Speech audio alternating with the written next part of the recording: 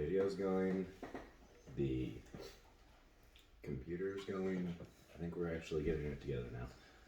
We're doing this like we know each other, like what we're doing. Yeah. That's pretty good. You're going to want to... Let me get a little closer. Hold on. Let me get my lean. I was going to say... There we go. Oh, ooh. I can hear you And so much better. Yeah. Came in deep, too. Oh, yeah. What's up?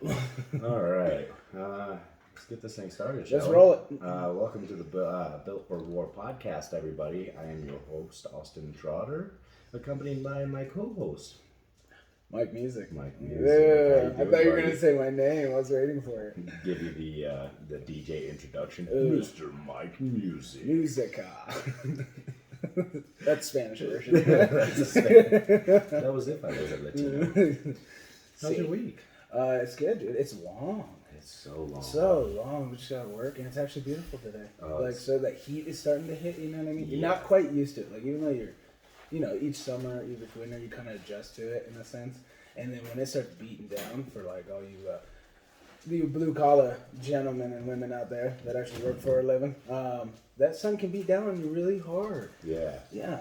You feel that? I feel that. That's the fucking world on you. My AC can't keep up. Dude. The tractor is terrible. I'm so sick of hearing the same station over and over. See, but it's not like that because I have Bluetooth radio on my tractor. You don't even have like farmer problems.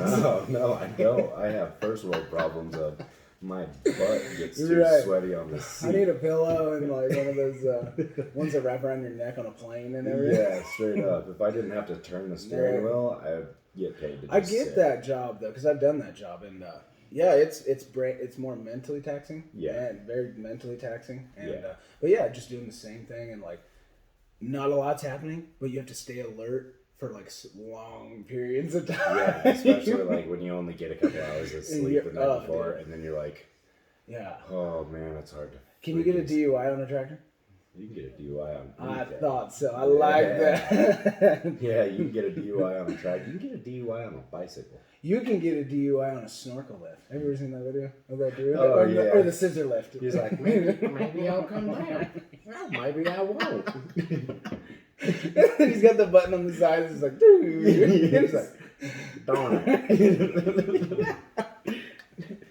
Oh, America. Well, I think we should get into our first segment. All right. I feel a little thirsty. Yes, sir. Our segment is brews and beers. Of course, obviously, we are both rocking both. And beautiful. The beverage today is Handlebar Hard Cider. I've never had it. I've never had it either. I figured it was kind of fitting considering it's a beer and brews segment. Absolutely. And it's something we haven't tried, and that's the point of this segment, that we try new things. Yeah. Kind of give you the go-around on something new and exciting. Absolutely. So that is what we're trying out today. The Handlebar Hard Cider. Boom. Looks like the peanut guy with the massive mustache. The perfect balance of sweet and dry, crisp and delicious. Oh my god. Let's crack her open. All right, for all you boys and girls that are just getting off work, this one's for you. Ooh.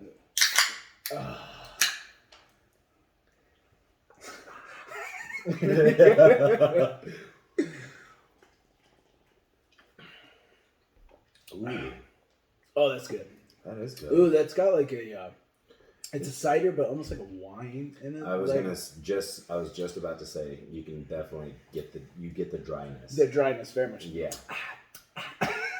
Piss off the viewers and the people listening.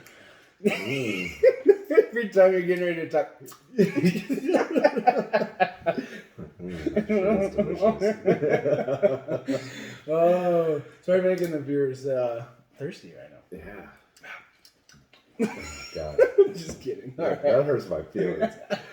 All right, so what we're going to talk about today is we're going to just kind of get to know each other a little bit. I mean, I got to thinking with the guys, and we haven't really introduced ourselves. No, we haven't. We've been doing this thing and trying to build this thing, but who are we? Who are you? Who are the man behind the camera? Exactly. Because we actually have a video now. Boom! Look at that. It's actually YouTube. going. Check out the Bill for YouTube. It's getting there. For you people that don't like to just listen, you can view. Sit at the table with us. I mean, you could literally sit at the table and drink a brew with us. That's right. It's like but you're from here. the seat of your couch. But right there. Sitting at your couch, you put this phone in front of your face. It's and there. go put a beer in your hand. Or just sit randomly at the table by yourself with your phone. Beautiful. Or just like lay down in bed. I mean, dude, the options are endless. Endless. And people say, what'd you do last night? Hung out with the boys and had a brew. Hung out with the boys. I like that. Not only Saturdays for the boys, every night. Every boys with the boys. Oh. Well, let's have you go first. You want me to break it out? Yeah. All right. Hold on, let me get ready here. Get your storytelling shawl. Yeah, I like that. Yeah.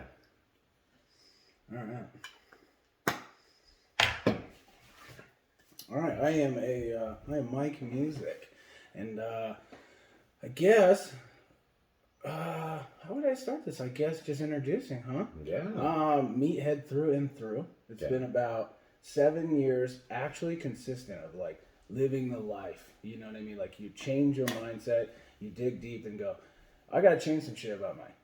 You know what I mean? Yeah, Which is for like sure. breaking old habits that you've had for how many years? 20 something. You know, unfortunately, I was a guy that didn't grow up till I was like 25 years old. You know, had the outside world have to break me down to get me to open up my eyes, I guess, if you would say. Yeah. And, I found the Iron Game when I was 26, and originally from that, just adrenaline junkie, just as in motocross, skateboarding, snowboarding. You know, just the bigger the better. Just wide open, bro. Just something to get the blood and the heart pumping. Right. And stoked. Exactly, but that takes mad damage over the years, and unfortunately, like I can't say that like you got to be more responsible in a sense, because there's nothing worth living for if there's no chance in it. You know, for sure. You can't go by the statistics of can't live. Oh, you're 30-something years old. You have a wife. You have a kid. You shouldn't be out there doing that. Right. That's horseplay. I don't know. I was trying to think of the oldest word ever. I love that was definitely the oldest word ever. I love. Don't you make like when you meet people and they just bring out those old school like rats? They just say something like, "Gosh darn it!" It's like, "Yeehaw." Exactly. That's the only way I could think of it. Yeah, exactly. Those are my favorite. Oh, yeah. But and I rode that game for a long time, but there was other sides of it. Could never almost in a sense let that adrenaline stop from during the day of motocross or skate or whatever to the party scene afterwards.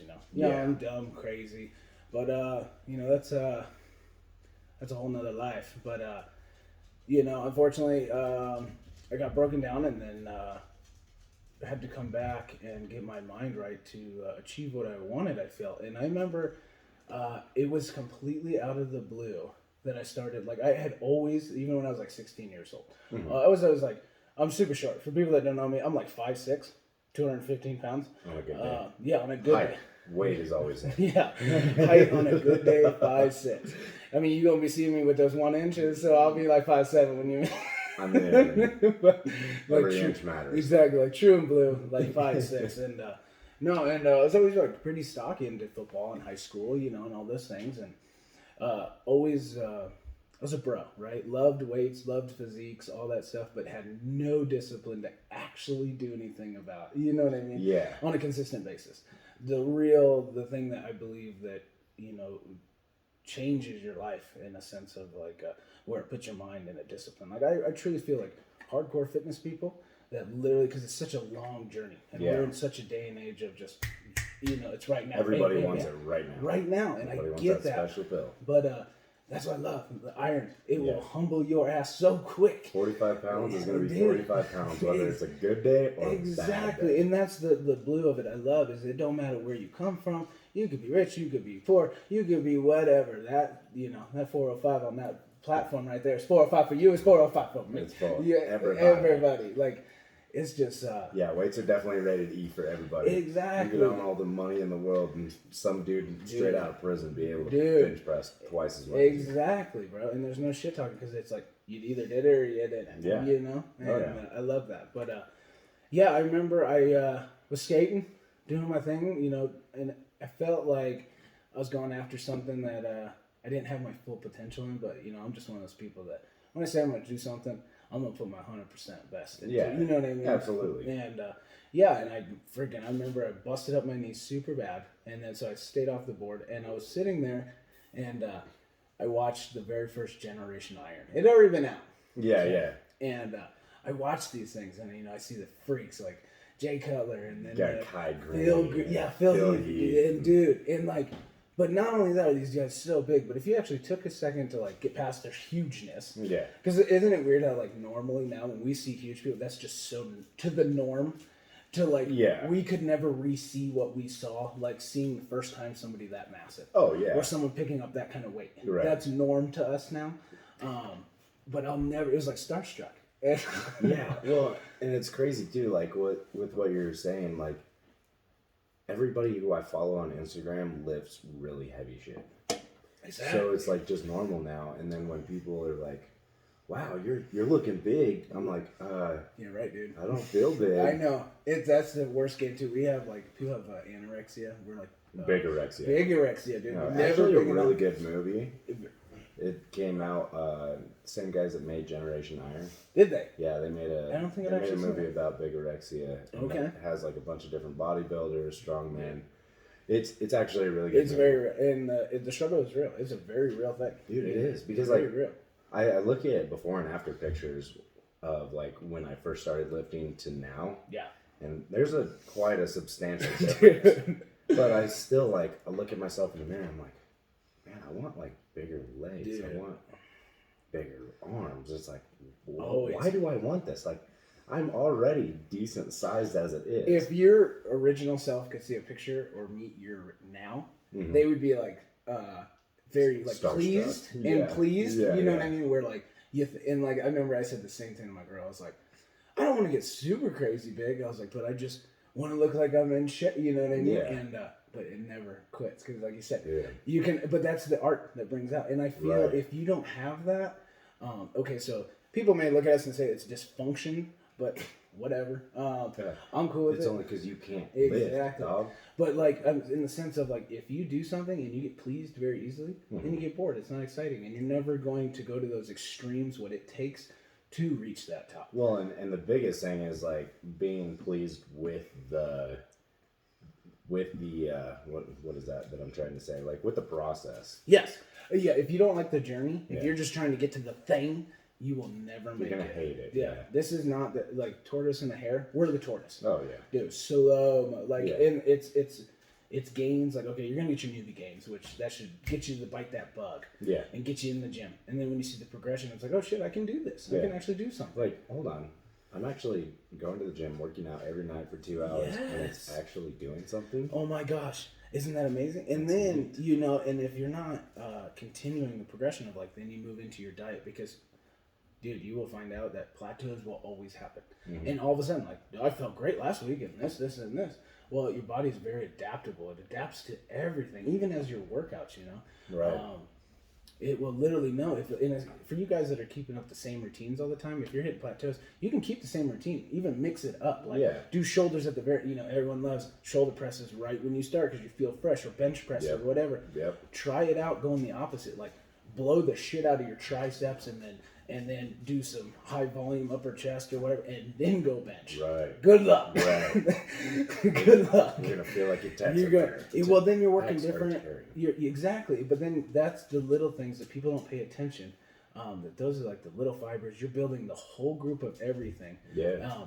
That once everything's healed and that boom, like that's how you become. Like people are always like, oh my god, look at that. That's just drugs, steroids. It's like no, it's one person saying, okay, this is gonna take a minute. Big loser mentality. Yeah, exactly. And then break it down to the simplest form and build. Yeah. And then build to the next and the next step and the next step until you create, like, to me, in my eyes, someone jacked pulling, Yeah. Even like 5 plates is impressive, but like, as we see, like the 6, 7, 8 plates.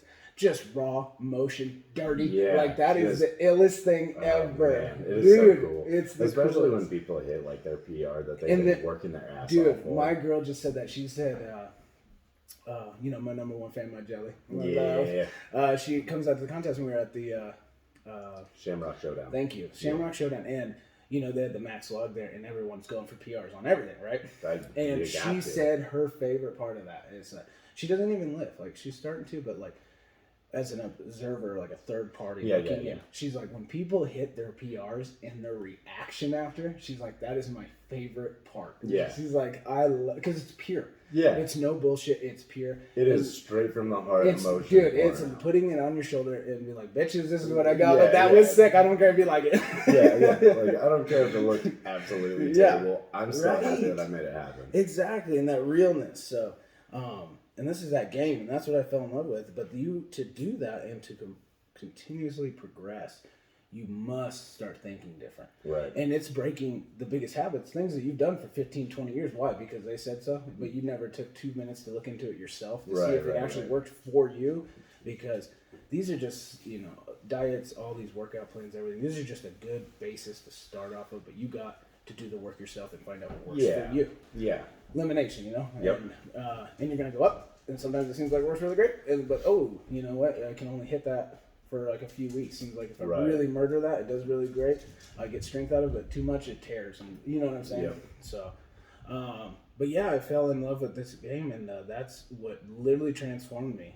And I did bodybuilding, never competed, but I always had that mentality of, so when I used to race motocross, I was actually quite good. And back when I was like 15, I was offered to go to American Suzuki and the Nationals, because they would reign the...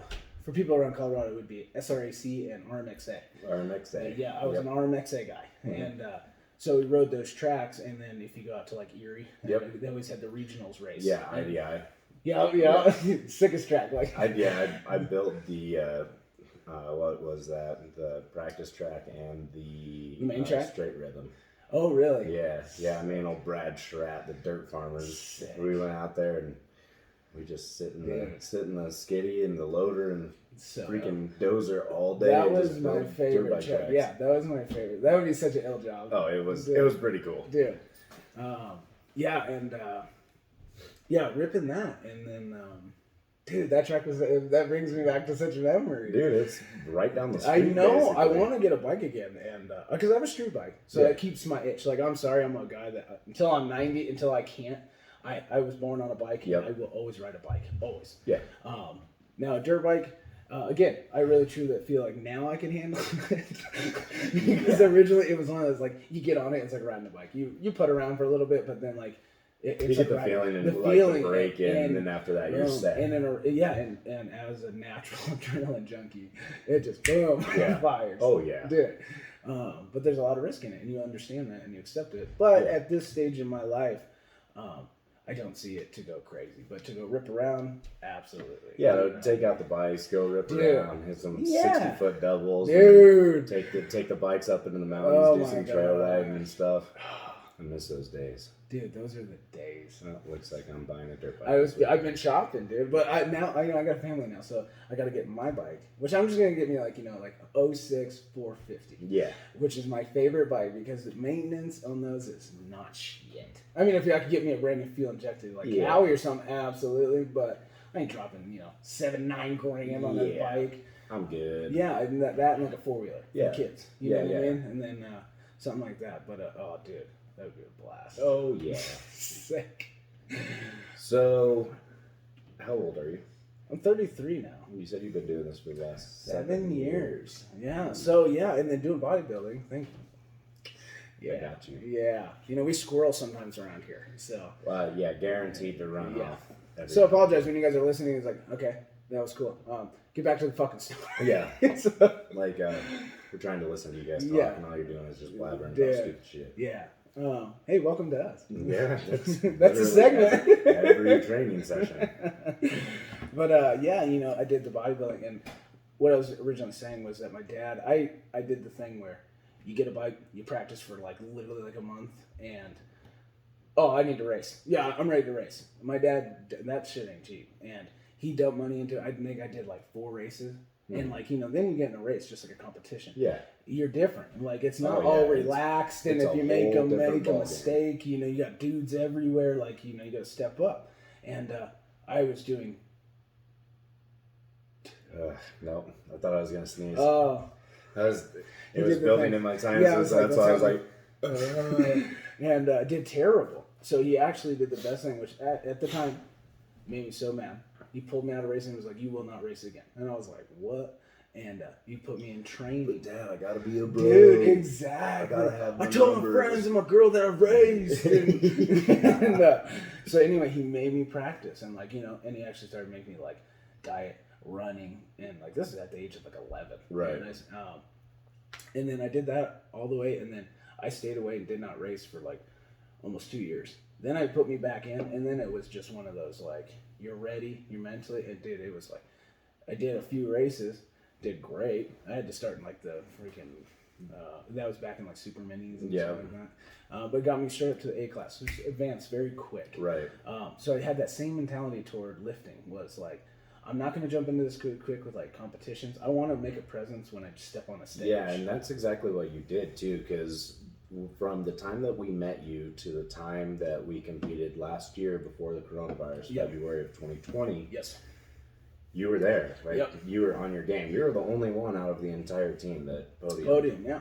And that was only after like 3 months of training. Yeah. of strongman. Of strongman, yeah. But it took, you know, it's only because of my initial training up to that point that I could adapt so quick. Yeah. So you can't all just look at it and be like, oh, I could do strongman. Well, I mean, no, that's another story. There are people that can. There are, people who are a little bit heavier set that do hard labor for a living.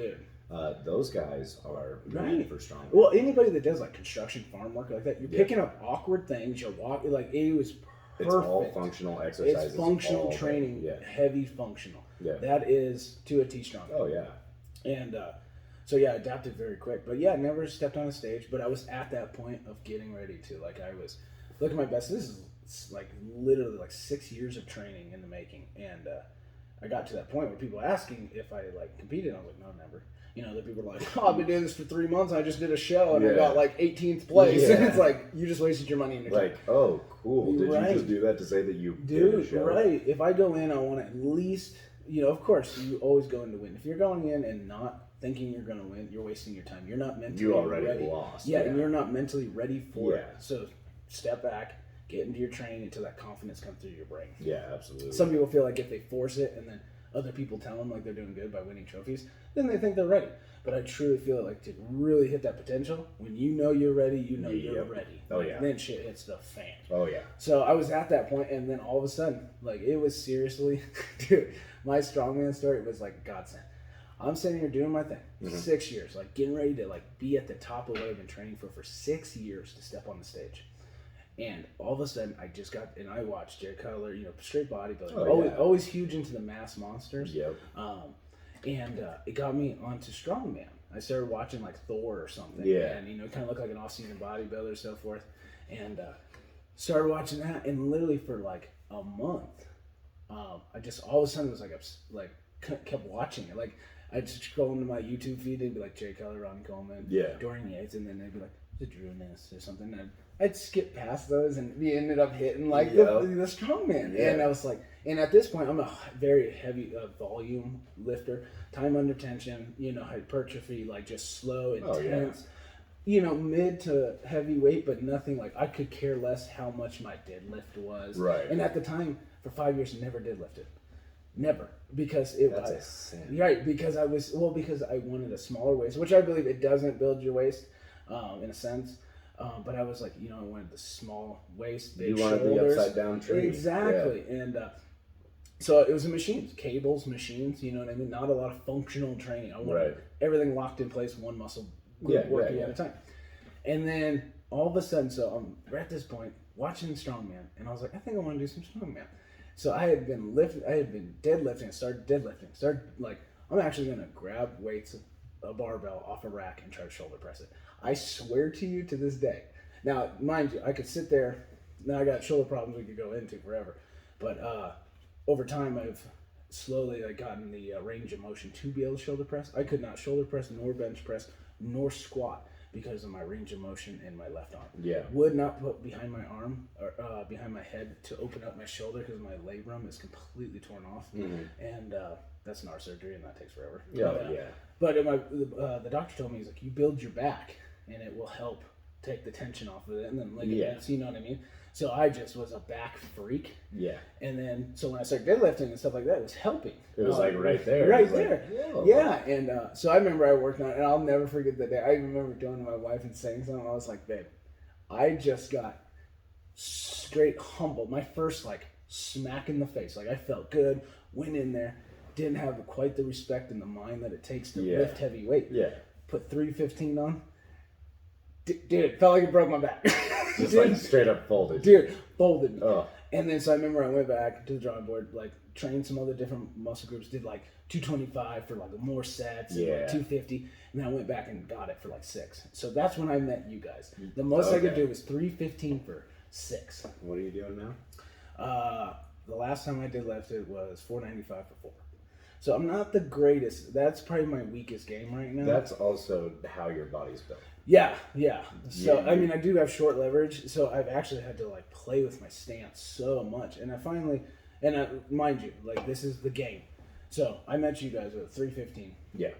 We did more high pulled. More the 18-inch. Yeah, more 18 there. Well, yeah, because that's what we were training for the competition in February. Oh, right. Because, I didn't know about it yet. Right. And so... Okay, so we'll go to the story then to where we are. Yeah. So I'm watching this for about a month. Started deadlifting. Started my shoulder press. So now my overhead, I swear to you, was the barbell and 3 10s on each side.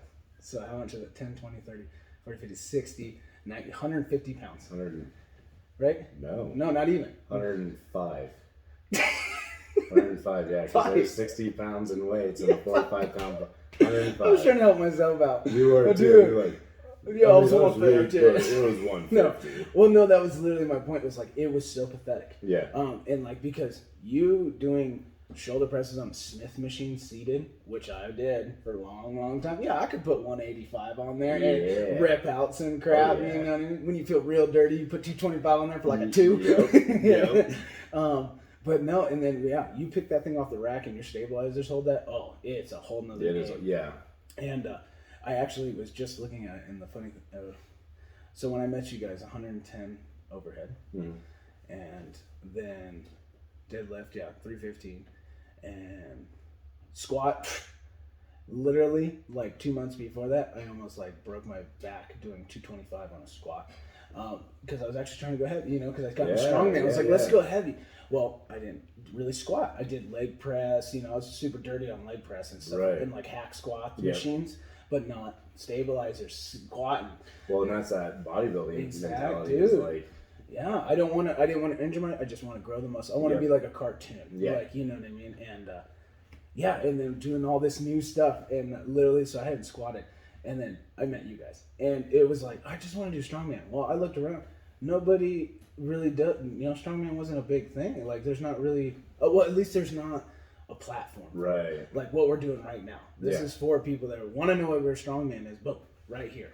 Well, and that's the thing, too. Like, that's why, like, with this whole podcast and with this whole movement that we're putting on, it's to get people to realize, like there's some pretty crazy humans doing some pretty crazy things, and like it only has a live stream on YouTube, right? Like the biggest show of the year, the Ultimate Strongman or World's Strongest Man. Yep. They have, I think it's ABC or NBC or something like that, but it comes out 6 months basically after the event. And by that time, it's already on Instagram. Exactly. So it's like... So you've seen parts of it. Yeah. Like, yeah. Well, and then, like, when I remember I hit Strongman into the thing, Team Tom didn't really come up. It was just, like, saying, like, a gym. And when I first saw Team Tom, I thought it was, like you have to be a team. Exactly. Yeah. So then that, I don't know, this was, like, midsummer, late summer. And then all of a sudden, in October, it was on... Halloween, my daughter wanted to go trick-or-treating. It was too cold. And I was pissed because I had to take her I just got off work. It's dark already. And I had to take her to the mall, the Greeley Mall, so that she could go trick-or-treating. Do trick-or-treating, So I was pissed. I dropped her off, whatever. And then I come back, and then I got to go in. I was thinking she's going to be outside at the main doors. She wasn't. So I get pissed. And I have to go in the mall and go find her, right? Oh, yeah. And as I got her, I'm walking out. There's a jillion people. You're irritated. All of a sudden, at the peripherals, I look over, and I see this banner. And I look over, and backed her up, I grabbed her, and I'm like, Team Tom. I was like, hey, that's that place. Yeah. And I can kind of see through it, and this gym is massive. And huge. That gym was actually really big. And Brandon was sitting at the table, sitting right there, backwards. Oh, yeah. What up, Brandon? Brandon Stuco, what's up? And so I walked in there, met him, and then I saw this place, and I was expecting something crazy, like $100 a month, and they had everything, Atlas stones, everything. That was the first question I asked. And I was like, you guys do strongman? And I was like, this kind of looks like it. He's like, oh yeah, we got stones, we got logs. I was like, what? Whoa. And I was like, how much is this crap? And then, like $35 a month. I was like, dude, my anytime is that much. Yeah. So, literally worth for like, the change. Yeah, for like a 20 by 20 like place. Yeah, that's normally full of people when you go because everybody gets out of work at the same time. Exactly. And just crammed crazy. So I remember I came in the next day, it was a Friday, came in that Saturday, got like the little tour. Did my bodybuilding thing, like, because I was used to it. I remember I did grab the like little 88-pound log, and I tried it. I'd watch some videos, kind of how to do it, and played with that for a second, and then I was like, well, I want to get a workout. So I actually did my workout. Then I came back the next week or whatever. That was the first day. I called it the pit, like the strongman area. Which it basically was, because the corners of it were all raised up. And it's just all the equipment and all of the grimy, dirty Atlas. Nobody touched. Everybody walked in and was like, "What is that?"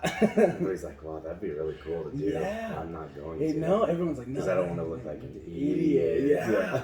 And it was my first day, and I was doing Atlas stones. And sick. And then all of a sudden, I was like on my first or second set with like 75-pound Atlas stone, and I was trying to lift it, no tacky. I had no idea what I was doing. Putting it over the yoke that was right there, and then all of a sudden, these three freaking hooligans. These hooligans come, and you came up and you gave me a tip on how to throw my hands under. Yeah. And it was super. I was super appreciative of it, but it spun me because bodybuilding is such a single man sport. Bodybuilding's super cutthroat. It's cutthroat to yourself. It's like I hadn't been to a show, but just my years of watching it, and you can tell in a backstage of freaking bodybuilding. Oh, nobody speaks to anybody. Right. Nobody it's like you know what I mean. If anything, people are trying to fuck you in the mind. And everybody's trying to get you out of your game because everybody's competing for the same thing, but they also have put their bodies through hell for the last 12 weeks trying to shred every last little bit of water. Mad respect. But the sport of strongman, it's pure we talked about last podcast. It's like I'm gonna do whatever I can to help the other guy so I can beat him when he's at his best, absolute best. Absolutely. That's when you get that pure victory. He was at his best, not oh dude, I beat you because you tore your tricep. I felt bad, because Jay was having some back problems. He was. Jacob, shout out, what up? Yeah. Good competitor, but he had a bad injury. He had a back injury. I was like, damn, dude. And I'll have to see you at the next time because I want to beat you when you're at your best. Exactly, right. Because I had seen him at a previous one, and so I had I figured he was going to be in the meet, in our class. Yep. And so when I saw him there, I was like, oh yeah, and I was like, there he is. We're gonna see what he's made of, and cool dude. And but and then all of a sudden I think it was in a deadlift or something. He pulled his back, and it was he just retweaked it. He had to fight the whole run just to make it through the day. Yeah. Make it through the damn day. Yep. Warrior. And animal. you animal. Everybody was animals in there. Oh, God, dude. We were screaming. It was so good. You have no voice after, if you still have a voice after 30 minutes, you are not trying hard enough. You just, weren't at a strongman. You weren't at a strongman. Because, everybody yells. Even the old people yell. Dude, when you just have that urge of just, you want to animal, go to strongman event. It's totally normal. It will let you be free. Be free and become your inner animal. That's right. Animal. Because I don't care who you are, even I believe there are certain people that they just really have no desire. It's in their soul of I'm not confrontational. I don't like to lift weights. Yeah. I don't whatever. You know what I mean? That's cool. And it's cool. But most people, even though they say they hate weights, you probably never put yourself long enough through it to find the best you of it. Right. But everybody has that inner beast. Oh, yeah. And dude, it is allowed. It's the best thing you can do is let that thing go. It's like having something in a cage, pouncing around, and you could either just keep the door closed and keep piling shit in front of it until it gets pissed enough that it starts busting that door. Yep. Or you could take that bitch for a walk every day. And guess what? It'll listen to you a lot better because you will not just be sitting at the grocery store trying to buy a pack of gum and the lady with the coupons and the checkbook is taking forever and you lose your... I just had one of those like everybody does. Week. That's what I'm saying. If you're that person, do not feel bad because that's everybody. That's just someone else keeping it together long enough before it comes out. Yeah, for real. So like it's almost in my sense like even from a science standpoint, like fitness is good for you. Period. Right? There's a million everything says science, but it's for yourself and your own good. You got to. Yeah, you know absolutely. I mean? So, but yeah, I mean, it was so funny just how all of a sudden, boom, started watching Strongman. Wanted to do it. Couldn't find a gym. Was thinking about building shit. Yeah. Boom, gym falls into my lap. There literally one day. Boom, found teammates. And then I started lifting with you guys that knew stuff about it so I wouldn't get hurt. And then we ruined you. And then you trashed me because then you're like, yeah, guess what? There's a competition in 3 months. Yep. And dude. He's like, oh, cool. So now I need to put 300 pounds on my deadlift and 150 pounds on my log. Literally. Within 3 months. I had to do a 220 log and my overhead was 110 pounds. Yep. And never knew what a log was. No. And then, and then deadlift. And you guys are just animals. Like, you never, and think about local gyms. When do you ever see anybody pull 405? Or even deadlift? Well, and that's the thing, too. Like, at my gym, there's not a whole lot of people that weight train. Exactly. They work out to make themselves look better, which is great. But it's funny because I'm always the one in there, and every single movement I do has at least 4 plates on it, other than overhead, because I suck. But, like, I got asked last week or so, the guy was like, do you compete or something? He's like, because you push some heavy weight in this gym. It's because I literally steal all of the 45s. Sick. And You're that guy. I think it pisses people off, but then they get to watch and they're like, well, that's kind of cool. Well, because you're not that dude that's stealing all the plates and loading up the leg press for the whole gym to watch you to do some half-ass lift. Right. You're like legitimately like, and people probably get that. Like, because I remember the first time I walked in Team Dump, and like seeing, I was like, okay, what's up there, bro? Yeah. Because how many dudes have you seen do that? Load up 4 plates, walk around the gym, get everybody to see them. And then go basically like going from person to person, like, here, come watch me, dude. I'm gonna do something exactly, and then doesn't. And I've seen that growing up in like in any time like a what do you call that commercial gym. So when I stepped into Team Tom, which is more privately owned, whole nother world. Oh yeah. And the camaraderie of the like strongmen that we met is just everybody wants you to do your best. Yeah. But yeah, it's cutthroat. Like we still all want to win, but like. Never would they just like talk shit like what's up there? Yeah, no, you got to drop some weight. Cool, like no big deal. And but like trying to stay with you guys, and then 220 overhead. Like the deadlift was $silver. I was like, okay, I can do like 3 plates, and I'll never forget the first time you guys started squatting. I was terrified because you guys did like 135. I was like, cool. Yeah. 225, and I was like, okay, I just gotta get my shit together. Yeah. And then I did it for like a couple, and I was like, cool.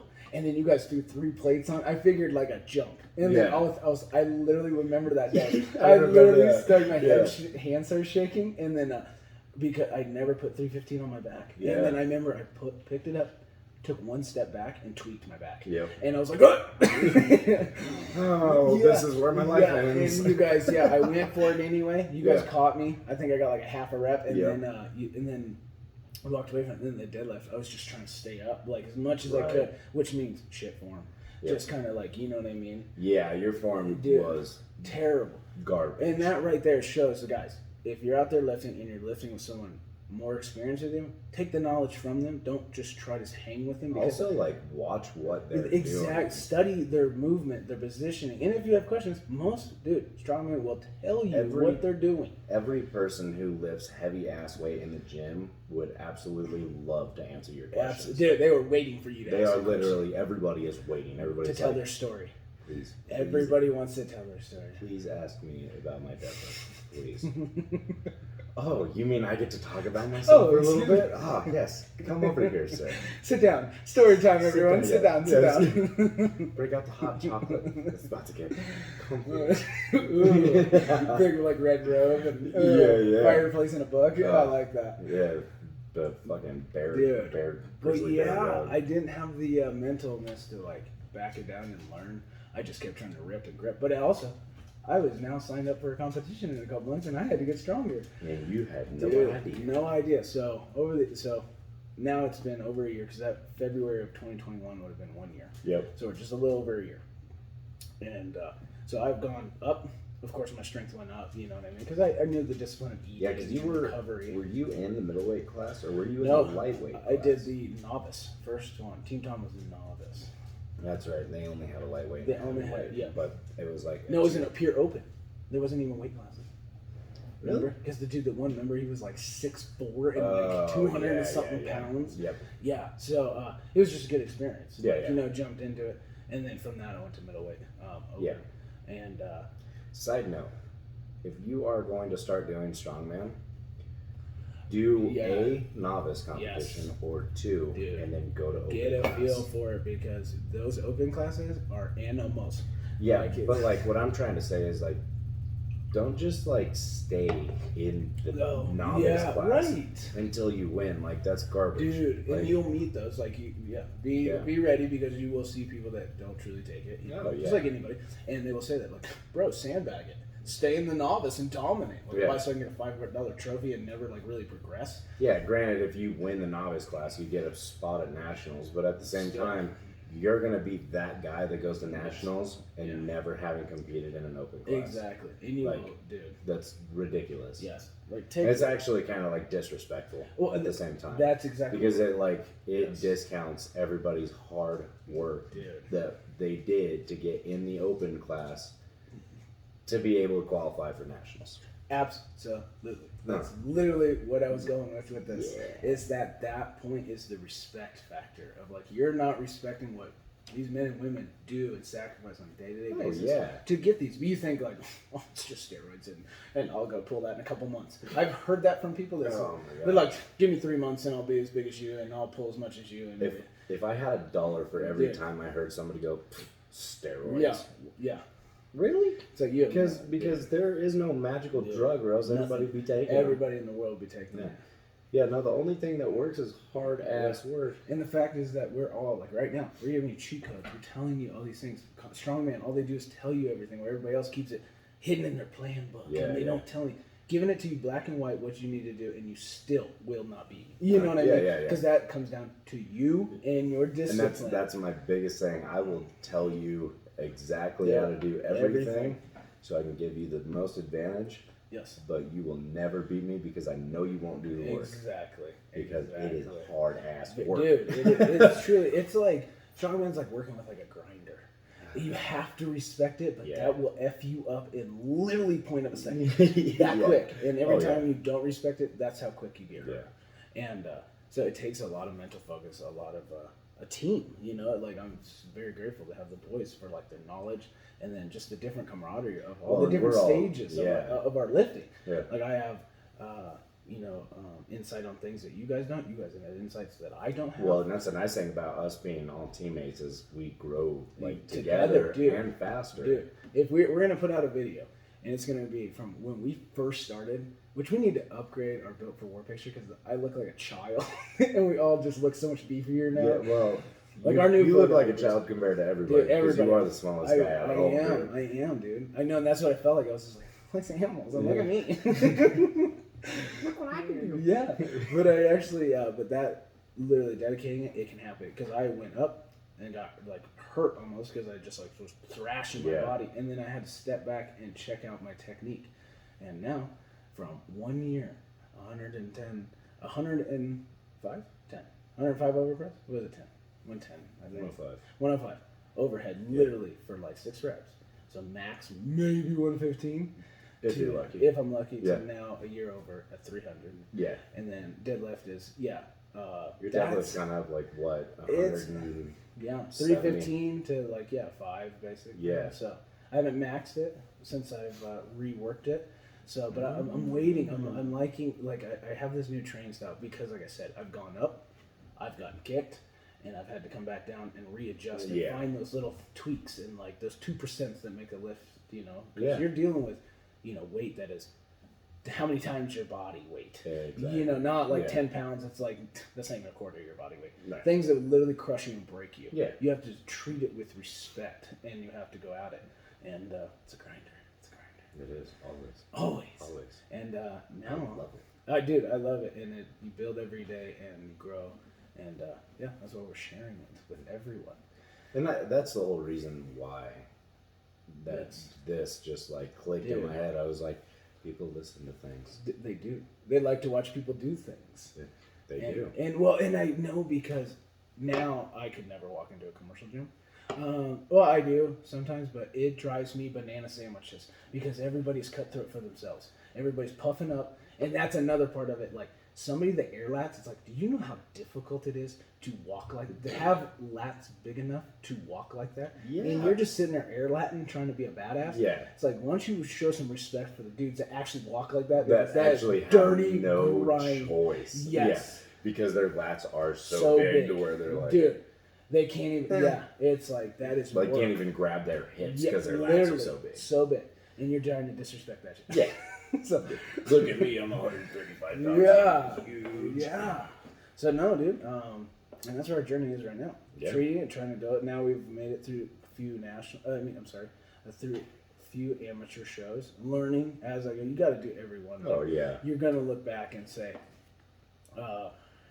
that you know, you're going to see your mistakes. You're not always going to go and like, of course you want to win, but if you don't win, you can't get mad. You have to learn from the mistakes you made. Right. Because this ain't a joke. Right. Like, this ain't a joke. Yeah. There's a lot that goes into it, but now we're training, and now we have got our spot for nationals, so that's a next step up into a higher level. So that means I also must, if I'm going to like almost act more professional, like take my recovery even more serious and making. Which I need to really do do that. That's what I just Like lined up with a recovery chiropractor. I'll shout him out. I gotta test him out first. I get to see him Tuesday. CrossFit chiropractor knows things about athletes. That's so funny because Brooke and I both are going to a chiropractor Nice. now. Yes. Yeah, I can't remember what his name is, but so far this dude really knows what he's talking about. He and you've already gotten it done. Brooke has. Okay, because I'm kind of nervous. But I'm not gonna lie. but this isn't just like a walk in, get your neck cracked and your back cracked. Yeah. It's like he takes X-rays of your body to make sure that your spine is straight that's what I from the front, from the side. It has the little S and everything, and like Brooke's neck. So your neck is supposed to be every curve in your body on your spine is supposed to be at a 45-degree angle. Okay. Her neck was at a -5. Holy crap. Her back was at like a, dude. I think it was like a 17 or 18. So now she's on a whole like plan. Yeah. She got a bunch of stuff in, so now she does different kind of like traction type deals. That's awesome. And then he sees her 3 times a week to do different adjustments to be able to pull her neck back and get her aligned. Yeah, that's exactly. That's what I like. I feel like the damage I've done over these years.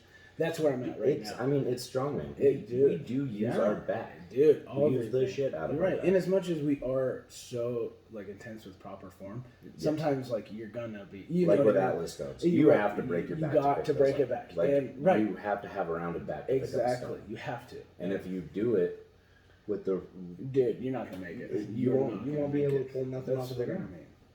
And this is coming from a man that can do a 350 stone, mind you. So he does actually know what he's talking about. It's probably the best stone lifter I've seen in person. I would have to agree with that. I hate to float my boat, but there is one thing in strongman that not a lot of people can do. And yeah. And not like, we're not talking like professional, like they're all like 32 circumference. It's one starts with like a 32 and then it ends up like at like a 48, like the massivest stone ever. Yeah. And like, dude, that was wild. That 350 stone, like that is huge. Dude, when I pulled that off of the ground and lapped it, I was like, it's up now. Dude, like it is going up. Dude, I was so, those are humblers for me. Oh, they're terrible. So I'm excited to train those and like start getting dirty with those. Yeah. Because I feel like stones are one of those like platformless. It's just like the basics, but that's going to build all your stabilizers, your back, everything. Yeah. And that will help in all your lifts. Oh, yeah. So like stones are a must. Oh, yeah. So stones are definitely, and they're such an iconic part of strongman. Yes. Like, because when people ask me, like, oh, what is strongman?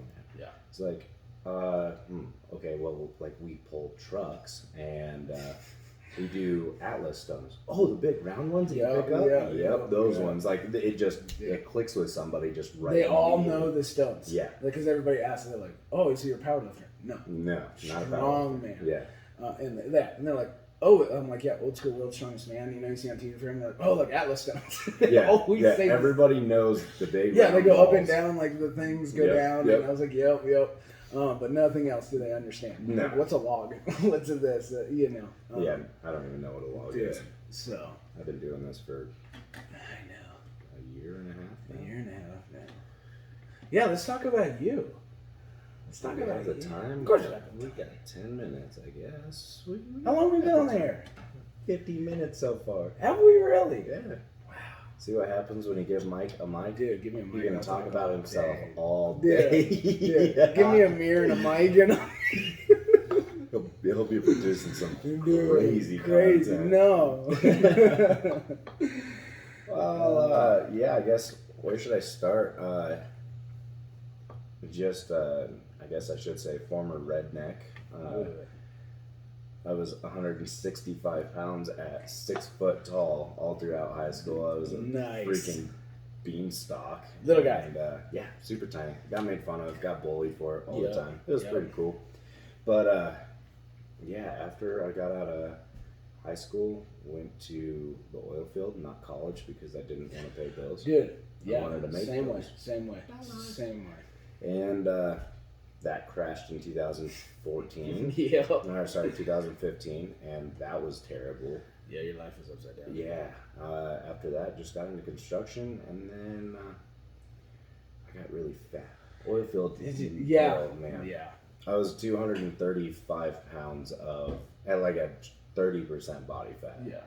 I was just flubber because all I ate was gas station burritos, chips and dip, and whatever's convenient. Yeah, anything I could. Or if I didn't gas station, like oh well. Yeah. And then you go feed yourself like a dog at night. Oh and my! Like, yeah, you go to like Old Chicago's and get a gigantic pizza and eat it yourself. Yep, a bunch of alcohol and they have no water, no nothing, and just sleep for 2 hours and wander off. Oh crap! Yeah. Oh my god! That reminded me. That's what I was gonna. This is me when I started lifting. Oh my god, that's hard to look at. Good. So for our viewers, this is me at 26, 100, which is funny because I'm actually only 10 pounds heavier than in this photo. Isn't that wild? I swear. Yeah. 198 pounds right here, and I am now at 215. Which when I met you guys though, and all the way up until probably like 6 months ago, I was sitting at like 200 pounds. Yeah. So really about 3 pounds heavier. Yeah. So the viewers can see on the YouTube. Oh my gosh, that's dude, I can't even look at that photo right now. I look like a small child. No. But yeah, so I first got into the gym because I wanted to not be such a fat piece of crap anymore. Yeah. And went from 235 down to 187 within like 3 months. Just that's quick. Stupid dedicated diet, hour of cardio, and like 30-40 minutes of weight training. So yeah, shredded that off, and then I just started slowly gaining it back, and it wasn't fat, it was muscle, so I was okay with it. Right, and a lot of people say, I feel like they freak out because they don't immediately go up. Sometimes you got to break down and like get the base first. Yeah. You got to shred off like what you've been doing for this whole time and get a base and build from there. Well, and it's not an overnight success. No. It really isn't. It's not. Even if you do it like the way that I did it, where literally all I ate was chicken and rice and salmon or tilapia. Yeah. Like that was it. Dude, I can't smell tilapia because I cooked that so much. I know. We're actually having salmon tonight for dinner. Salmon is bomb. I can eat salmon now. I could eat salmon, especially when it's on the smoker. Dude, oh my goodness. Ooh. I can get down that, but like literally the thought of tilapia. Oh my. Especially like the pre-made bags, the frozen little pre-made bags. Yes. You fold them apart and it's just like you got slapped by the fucking fish. Yes. Yeah.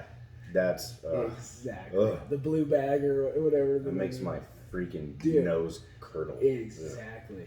Yeah, my wife and my kids are the same way. They're like, if I ever smell that again, just cooking the dude every night. Yeah, I gotta put it down. I gotta get this. Yeah, because I'll give it to myself. Oh, discipline. And Yeah. like you were the same way. Like to build that, you gotta build that discipline. Yeah. So now when Yeah, you got to go out and find that Dude. because that's not just like in your soul. no, Because definitely the way that humans work is they will always take the easy route no matter what. always. As soon as you start taking that hard route because you know that there's going to be some things that come with it, it's like, this is terrible. This is so bad. Like I got to the point where I had a timer on my phone. Every 3 hours, I'd be eating a meal. Nice. It'd be like 8 ounces of chicken and a cup of rice. Yep. And nothing else. Exactly. And that ruined rice for me for a went I can still do rice. I can still, I can now. Yeah. But Yeah, for a while. You gotta take previously, breaks, yeah. oh my gosh, yeah. You switch it up. I went from chicken and rice to steak and potatoes, and that just freaking Oh, just dude, steak blew potato me diet. up, dude. Yeah. I was also heavy breathing. Well, that's just it, right? Yeah, How that was fun. not healthy. It'll get you big, but how good do you feel? Yeah, especially when you put like, cause I put on 30 pounds in Wow. a matter of like 7 months. Wow. I was force feeding myself Dude. all the time. It was Yeah. absolutely terrible. But yeah, so I got up to like 220-ish, and that's where I stayed for a while, and competed in my first strongman competition, Team Tom. Mm-hmm. We went over there to check it out, and they were having a powerlifting and strongman competition. But the powerlifting was females only or something like that. So I was like, oh, obviously I can't do that.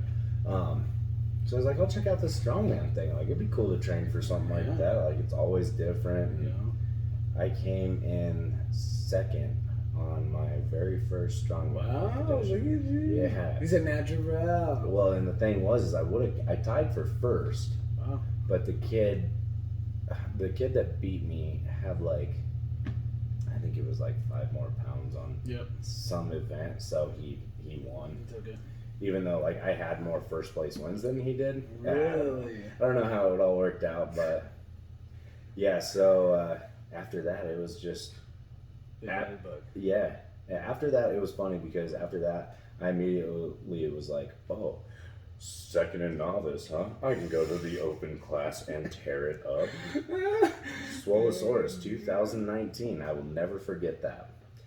I got dead last. Nice. Oh, dude. I got beat down because there's some bangers out there like Ryan Stewart. I think that's his last name. I don't know. Streamline Strength on Instagram, but he was out there, and yeah, that dude's a freaking animal. But yeah, I got bit by the bug and went to the Strongest Man in Bennett competition, and that's where I met Zach and Josh. Yep. We were all in the novice class together because it was just a novice class, so I was the smallest guy going against Alan, who was like Alan's pushing huge. 300. Yeah, huge, dude. There's a reason why he won. Yeah. He only had 100 pounds on him. All right. But yeah, ever since then, I was like, hey, you guys want to like train together? Want to like get? What's up, guys? You guys want to like get together? You guys like want to have like a sleepover or something? Hot pockets. I swear my mom made bagel bites. Hey, do you have the pizza rolls? Exactly. Do you have the cool snacks? My mom doesn't buy them. Okay, we're getting way out of it. But, oh my god. Yeah, definitely had a pretty troubled past to begin with, and the gym for me has became like therapy. Dude. Because I still find the urge to just rip people's heads off. Dude. But the gym, like, when I'm in a pretty heated moment, I can sit there, take a deep breath, relax, and just think about what I'm going to do at the gym tonight. Absolutely. And it just goes away. I'm able to hold my breath and just well, I guess not hold my breath. Take a deep breath and be like, okay, this is how I'm going to handle this situation to where people don't get hurt, right? Relationships don't get broken. Dude, and it's always goes to little things. Yeah. I'm the same exact way. I like how it took you 50 minutes to get through everything, and it took me 9. Let me tell you guys something. I've been in. Let me phrase it this way. I've been in a lot of circles. That's for sure. Yeah. And, Mike has gotten around. Yeah, been there, done that. Been there. You also have like 8 years on me. I do. Yeah. I know it's crazy that like sometimes Sean is the oldest, but then that would be me.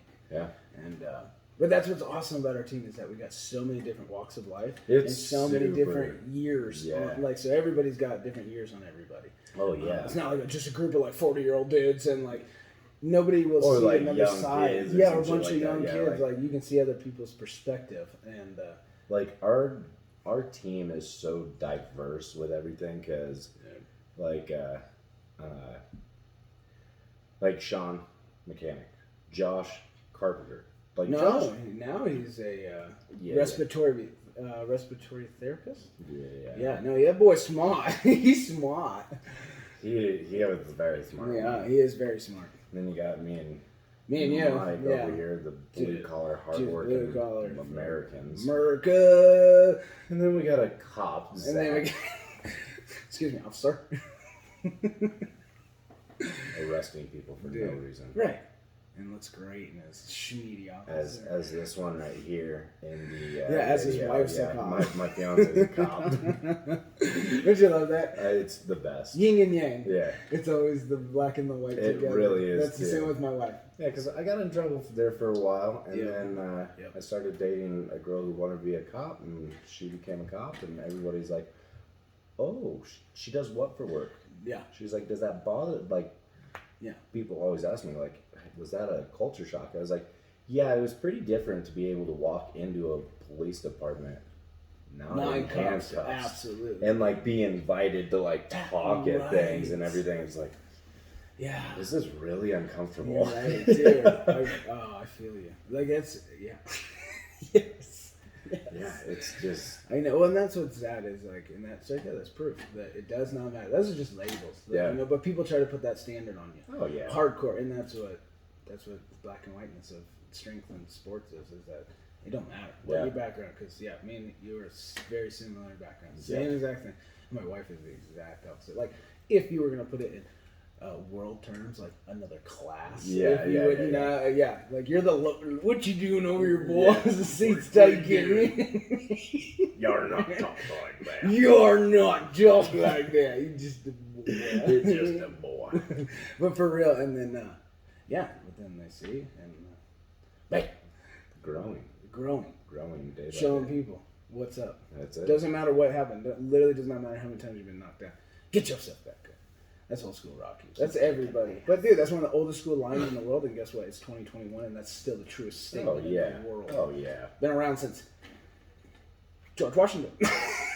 I like George Washington's quote when he was fighting the British. He said something around the lines of "Stay strapped or get clapped." Ooh. Yeah. He put it out. I don't know how that tied into anything, but history class. I never knew that. Learned something. Actually, that wasn't him that said that. It was probably just some. It's like Tupac. Yeah, I guarantee it was Tupac.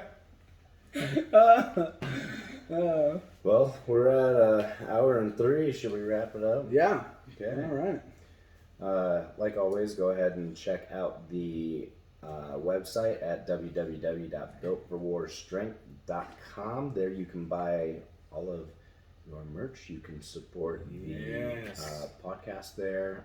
We just got a new product on. Yeah, why don't you tell people about this new product? So we have our OG logo, the red and black Built for War logo with the barbell in 6-inch and 12-inch stickers. Sick. Put it on the back of your car. Support it. Yeah. Put like, what's Built for War? Yeah. And go check it out. And maybe we'll run a special on the website to where if you buy 2 shirts, you get a 6-inch sticker for free. Oh my gosh. Yeah. Things are really good. Also, you can check us out on Instagram. It is built_for_war.strong. There you can follow us and see all of our updates. Yes. Check out all the different lifting from the teammates. Everybody. And we got the Built for War Colorado. Is it strong ass stuff or is it strength? It's strength. Yeah, Colorado we're bringing everything over kind of into the whole strength because just having strongman on there kind of just limits just strong, and it kind of Yeah, keeps yeah. people diverted. Like, oh, there's a strongman. I don't do that. Right. So, and that's the whole point of this Built for War. Is to grow a strength community. Strength community, Yeah. CrossFitter, powerlifter, just gym Bodybuilder. dude, bodybuilder, Yeah, whatever. It's a it is. platform for everybody to come in. Share. You can find lifting partners there. We're always down to, we jump around most of our own gyms and garages, but dude, shouts out, give us a hit. We'll Oh yeah, catch a lift, bruh. bruh. For me, you can catch me on the gram at Trot_Trot. Mike, what is your Instagram? Oh, that's my full name. You don't keep that professional. You can check me out. It's still you said that last. I know. I almost feel like I should, because every time I hear your guys's or all my buddies, like, it's always like these crazy, like thanks, like at Trot. And I'm like, at Michael.Lee.music. Yeah. Yeah, because it's just the same as Yeah. I originally put it that way because I didn't have anybody, and then so you can check me out there, and then don't forget to hit up the team. Got all of our boys that are out here, the Big Zach, the Strong Man. Mr. Officer, he's so strong. And then what we got at Josh. We gotta write all of Dude, these down. I have it. Look, I did pretty good, and I pulled it up. I got Zach right off the bat. Yeah. At Josh Rigg, right? At Joshua Rigg, I believe. Let's see. No, we gotta get that shout, boys. At Josh Rigg 58. Yep. Check him out, big boy, very strong, and he's coming to dominate the scene. We got good old Sean Norton at Nort_strong. Yep. And then we got Stanley. Yep. And he is Stanley Built under on Instagram. We got Jason Keith. Yep. At Strongman Keith. Yep. And that does it. Yeah. 15. Yeah, we might just get this memorized. Dude, one day we will be so good. Yes. This is our second podcast. Second. Ever. So you guys are learning with us. You are invited. You are invited to our table with our handlebar hats. How was that? That was delicious. It was really delicious. It was very good. Actually. Like, I might drink the other one that's in there. Dude, you should. You should. I think I will. Do it. All right, everybody. All right, guys. We'll catch you next week for episode 3. Thanks for tuning in. Guys, stay strong. Bye.